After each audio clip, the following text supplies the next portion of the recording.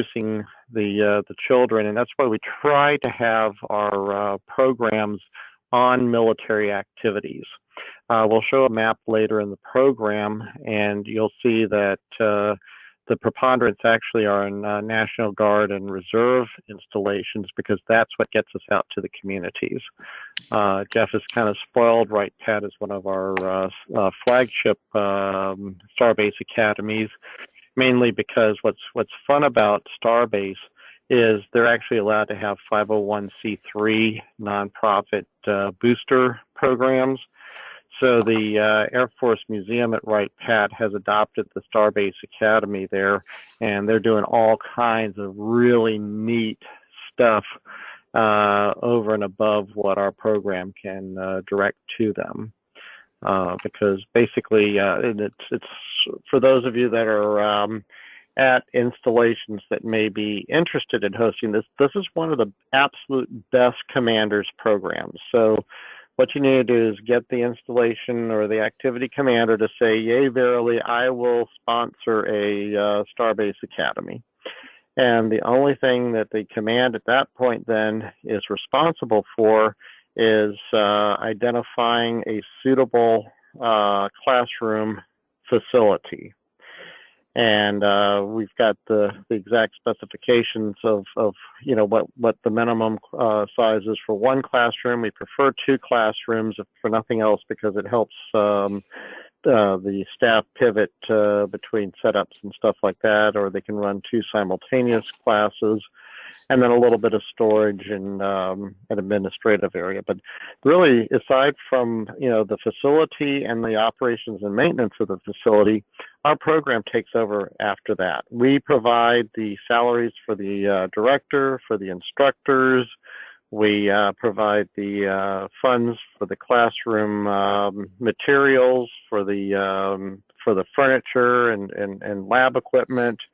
We cover everything, and it just then becomes a sort of a co-op between the public affairs officer and security for the installation, and then we reach out. Everybody reaches out to the school districts, and they work with the state and local school districts to come up with a curriculum that complements the curriculum that the state and school districts are doing for the different grade levels, and it really becomes a super popular program. The only thing that the school districts have to cover is transportation, which obviously, given the fuel cost, that's going to be probably our biggest hurdle going into the coming academic year. And then they have to keep a teacher with their class, not to help teach, but just to be a witness and a disciplinarian if one of the kids starts to act up. We ask that the teacher steps in and takes care of any disciplining. And then the school bus has to stay on site so that if an incident occurs, they can self-evacuate. And they also have to feed the kid. We do not feed the children. They have to come with their brown bag of lunch or whatever their meal plan is. So as I said, it's a pretty good deal for the command. It's a pretty good deal for the school district. And so again, I'll pause. And do we have any sort of introductory questions at this point? Well, kind of like Jeff, I don't have a question, but it's interesting to hear that you work with the IRT, because I've been working with Brad Wilson with regard to a couple of projects that are going on Native American communities this summer.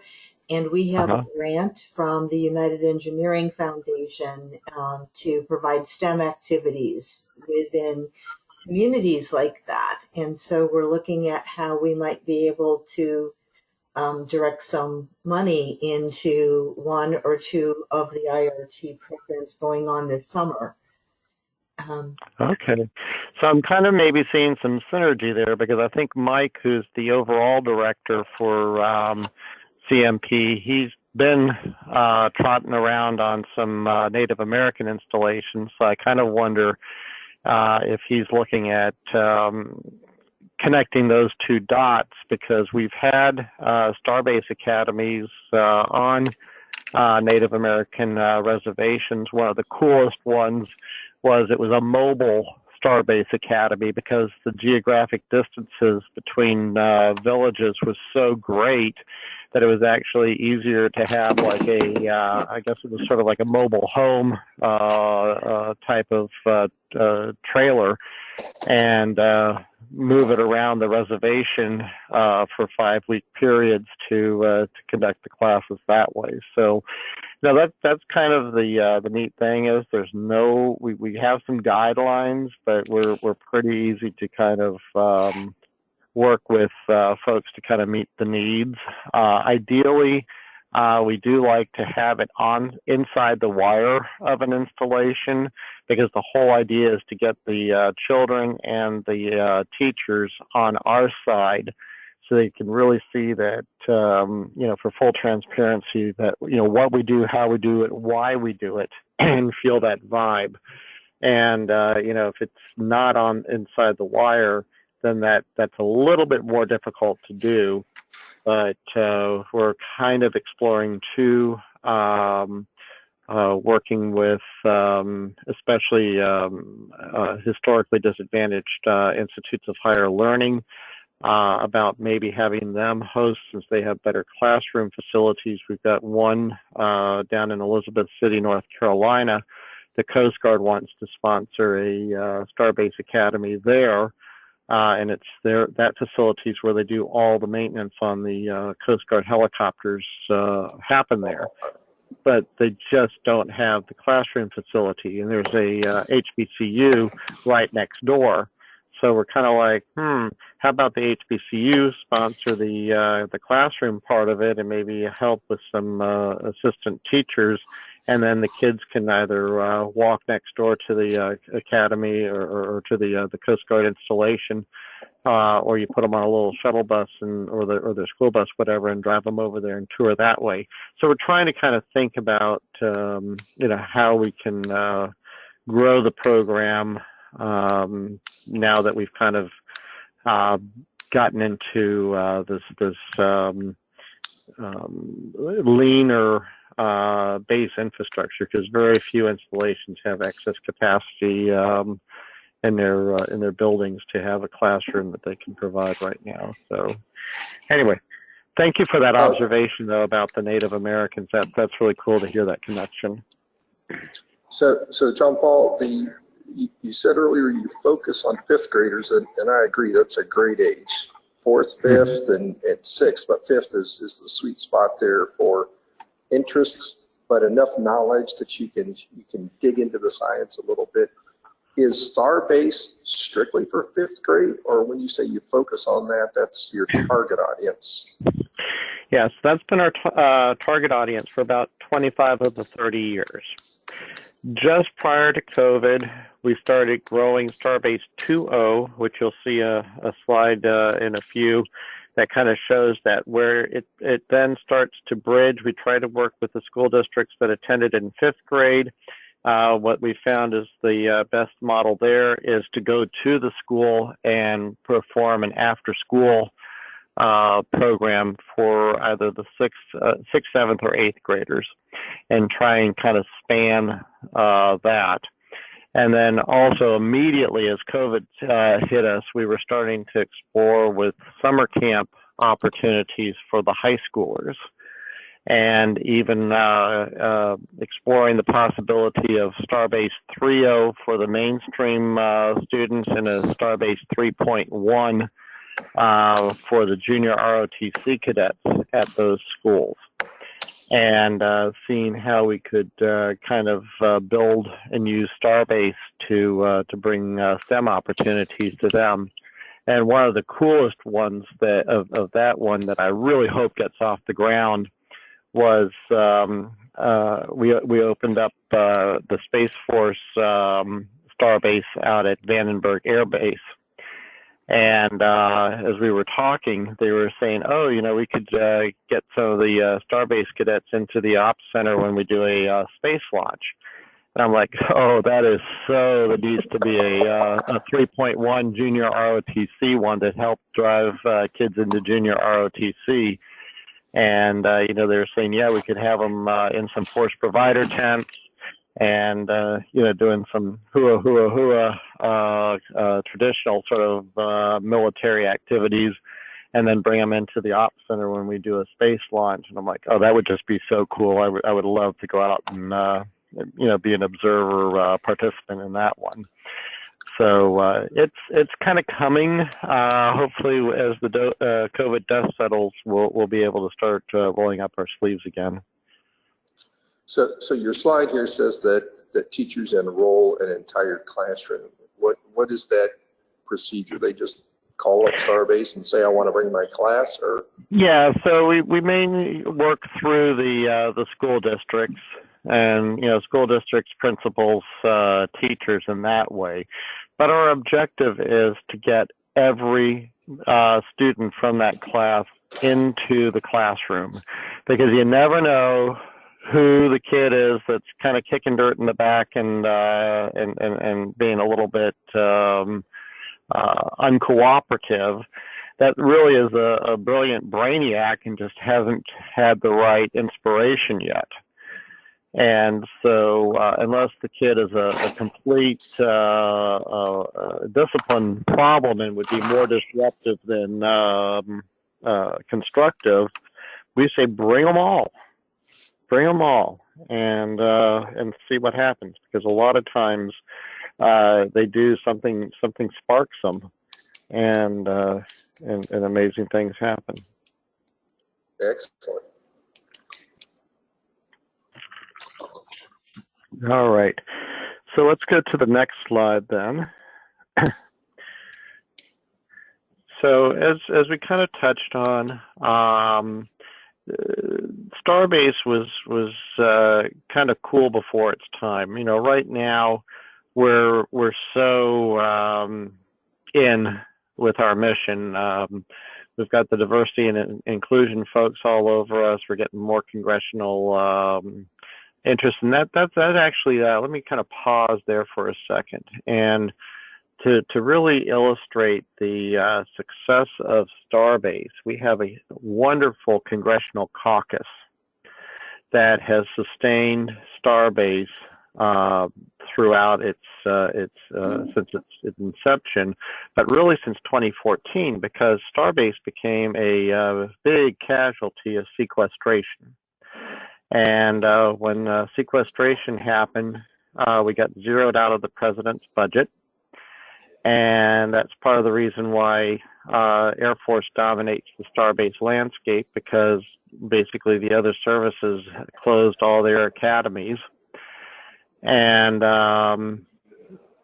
so we have yet to be back in the president's budget. Every year we get zeroed out, and the Starbase caucus basically pencils in what we got last year, and usually puts a couple million in for growth. And yeah, there we are. So you know, we've been kind of chagrined about that, but it looks like there's a lot of senior leader interest now in the program. So hopefully we'll have a little bit better continuity, because it's a testament to our Starbase directors and instructors. Oh, and this is why I'm calling in. I just lost my remote connection to my Pentagon computer. So I'm blind for the moment. Hopefully it won't be a turkey to reset. But anyway, you know, because technically, if you're zeroed out of the next budget, we should be sending out pink slips to our instructors and our directors each year, and we do notify them that you know, stand by, you may not be funded, and they stick with us. But it's really hard to grow a program with quality folks unless they have some sort of outside income when you're that unstable. And we always warn the commanders that it's probably not a good idea unless you have excess full-time equivalents to make your Starbase folks government employees. It's better to contract it on a year-to-year contract. Or what a lot of National Guard units do, they just basically have the STARBASE cadre on state National Guard duty and get it around it that way. So, but anyway, back to kind of who we're serving is, you know, we've been going to those places that a lot of STEM organizations have overlooked in the past, and the results are really amazing. Any other kind of questions at this point about who we're serving? Not so much about who you're serving, but the slide that's up right now, 100,000 students per year. That's phenomenal. It says the average program costs are around 350,000. Yeah. And so when you're calling a program cost, that is for an academy, and that is your professional staff salaries and your materials, but yeah, we're not including the part that the commander kicks in with the lights and the heat and the air and the rent. Right. Okay, I just want to make sure I understood the numbers, so that's what I assumed. Yeah. The as mentioned, the commander's only costs are for the facilities. After that, we cover it all. And does the director then? What is the director and the instructors? But let's say the instructors, teachers report to the director. What is the local director's line of command? He reports to the base commander. He reports to you. You're in charge of program, and they're commanding control. How does that work? we have oversight, but basically it's a commander's program. So you know, and I'm a little bit weak on it because my main focus is with the junior ROTC. But really, it's sort of a special staff almost that I guess, you know, truly the chain of command would be you know, through, and it's usually like the deputy commander or the services commander that they kind of fall under for care and feeding. Certainly they're not really rated or anything like that. It's just sort of almost a tenant. You could kind of maybe look at it almost like a MWR type of a tenant that's on the facility. And you know, they agree. We have a contractor that kind of works on curriculum development and such, and so they're always making sure that the STARBASE curriculum is meeting the current national standards, and then nuanced, as I said, to the states. There's a whole curriculum committee and all of that to make sure that everything is you know, dress right, dressing, covered down on that.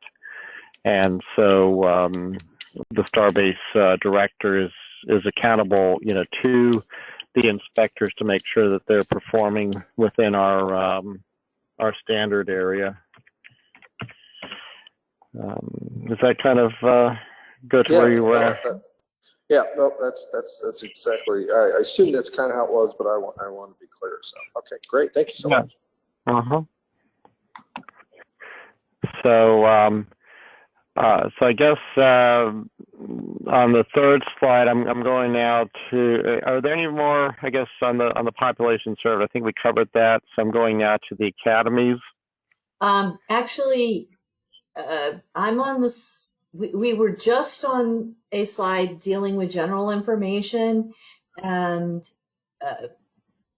we kind of covered the history. And then the next slide that we have is the curriculum for FY21. Oh, okay. You guys got ahead of me a little bit. Okay. All right, perfect. Yeah, so this kind of gives you a sample. As I said, it's a 25-hour course. We prefer to have the children come one day a week for 5 weeks for 5 hours. That gives them a little bit more protracted contact and seeing the environment over, several weeks, as opposed to a 5-day class where they're kind of in and out within a week, and not much on the base probably has changed during that 1 week. It's either, if they're between exercises or whatever, it might be real quiet or real busy or whatever. The 5-week period gives them a little bit better flavor for it, lets them go home and think a little bit and come back with more questions and thoughts and stuff like that. Also allows the command to rotate visitors through. We really encourage the commanders to bring both uniformed and civilian employees to come by and interact with the children, and show the children how they apply STEM in their work lives each day, and why it's important to stay in school and pursue their ambitions. So it also is easier for the staff, because you could imagine if you had to change the classroom every day for a new lesson, it's easier just to keep it up and have every school that comes through there that week do the same stuff, and you just have to replenish the supplies. How many schools come through per week? Well, it depends on the number of classrooms. Obviously, one classroom with 5 days with them each coming one, that would be 5 school districts. If they have 2 classrooms, they could do 10 school districts, or 10 schools, I should say. I don't know if they're from different school districts. And then we even have some academies that have 3 or 4 classrooms. So, they're really training the kids through.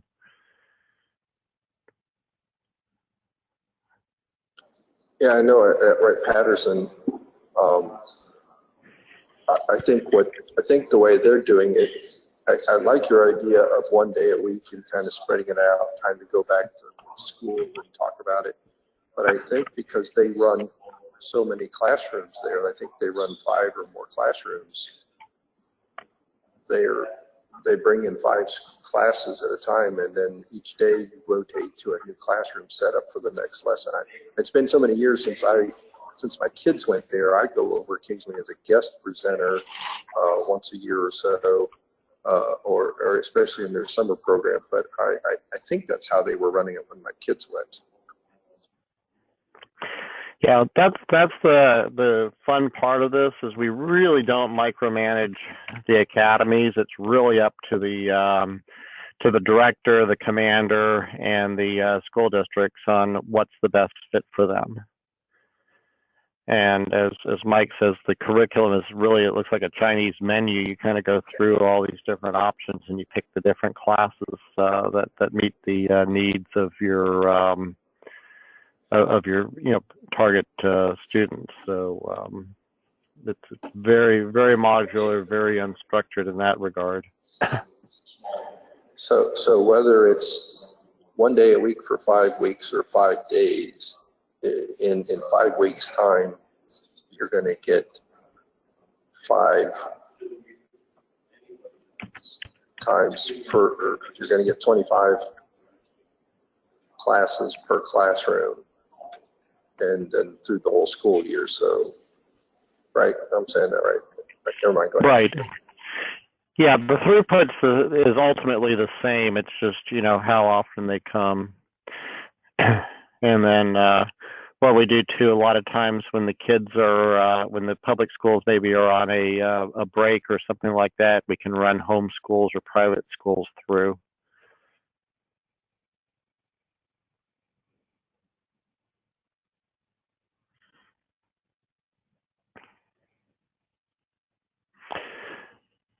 So I'm waiting my connection. I was back on, and then I got knocked off again. So I'm running kind of semi-blind here.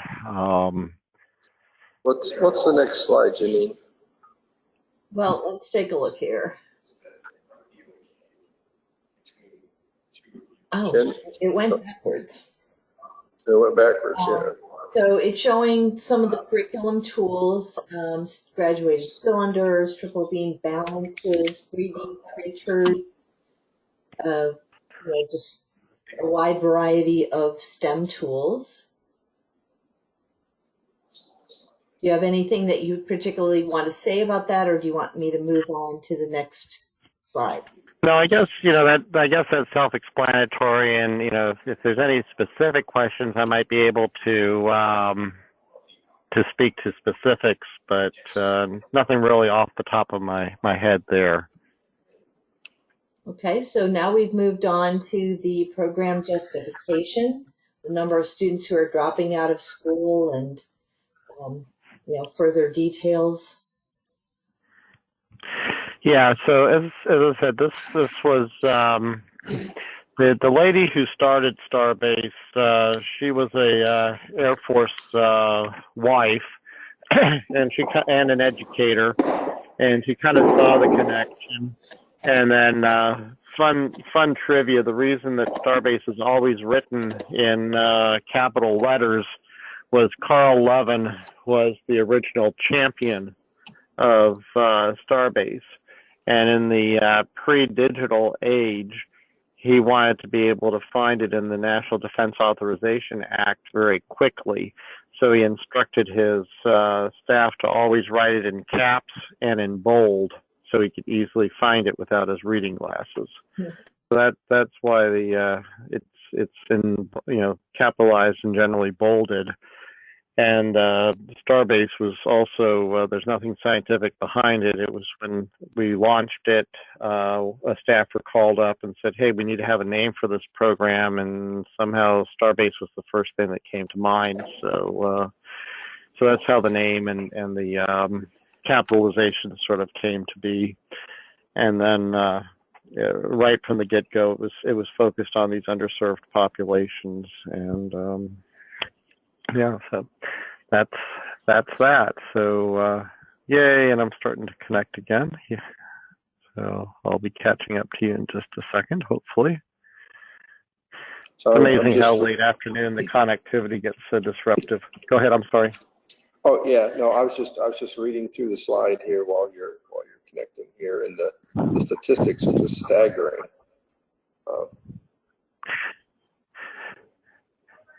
Yeah, it really is, and also with the youth challenge programs, when you see how many of the kids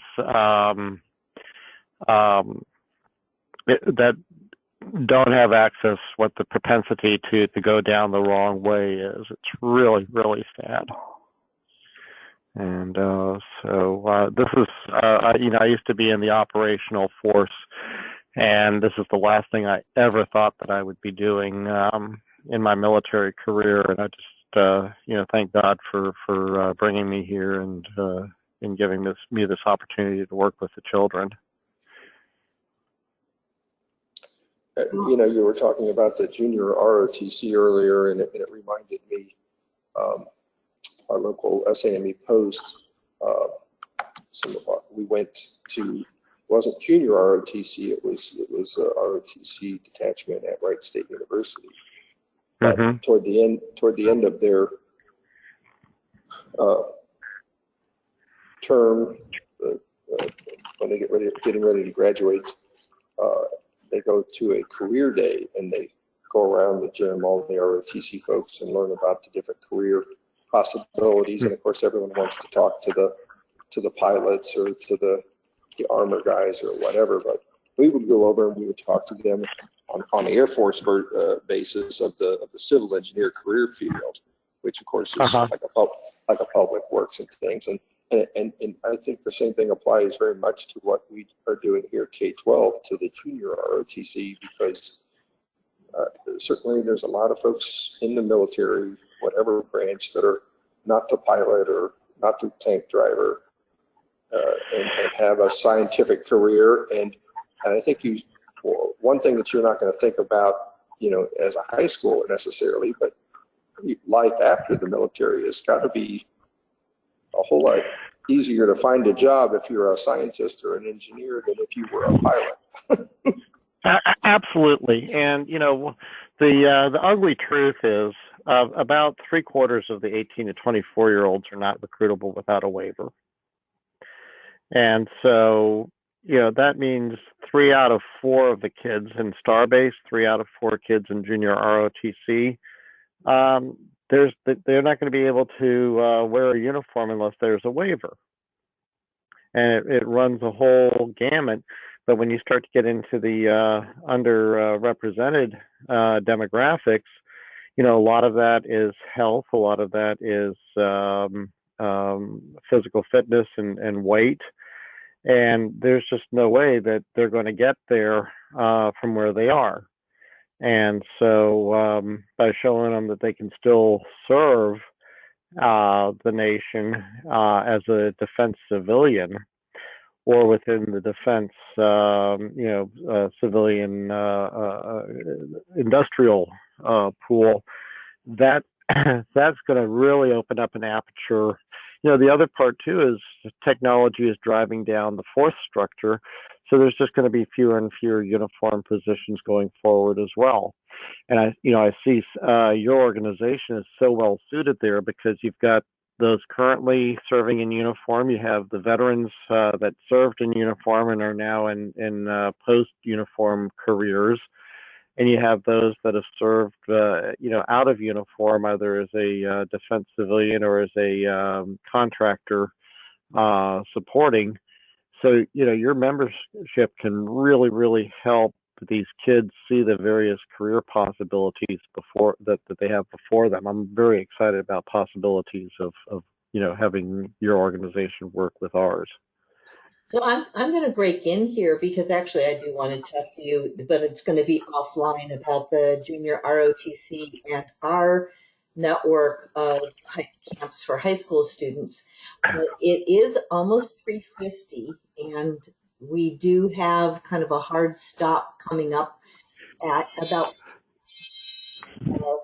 Holy cow, I was able to speak for an hour. I was telling Jeff, I said, I don't know if I generally only speak for about 15 or 20 minutes. So this is a long day for me. So congratulations, you got me to ramble on longer. Well, I usually everything that you wanted to cover, because I do think we have a few things that maybe the COI also needs to cover. Yeah, I'd like to jump forward real quickly to the things. If you can go down to STARBASE, Inspire, Engage, Educate, it's the 3 circles that are going out that kind of show before. Yeah, that kind of goes to that earlier question. But most importantly, go to the next slide, and that's our placemat, and that shows the 79 locations of the academies, the service affiliation, but really the service affiliation really matters not. If your member is a Marine and there's an Air Guard or Air Force Active Component Academy, they'll be more than happy to embrace you if you want to reach out and offer something to them. As you did here, we are very decentralized, so the best way to do it is, and you see the starbase.org link up there, just find the local STARBASE Academy, call up the director, say, hi, I'm me, I'd like to support you, and then work it out at a local level. Don't no need to try and call us or reach out to us at our level. Do it all locally.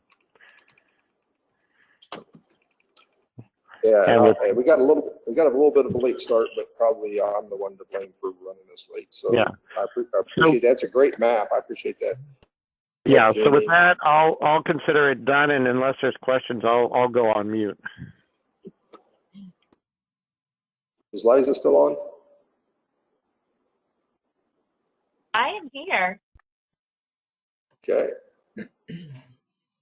I don't think that, we have anything that we have to talk about. We're always trying to find out what we're getting, at the post level, have our STEM TOCs join the call and, get that feedback between national and the post.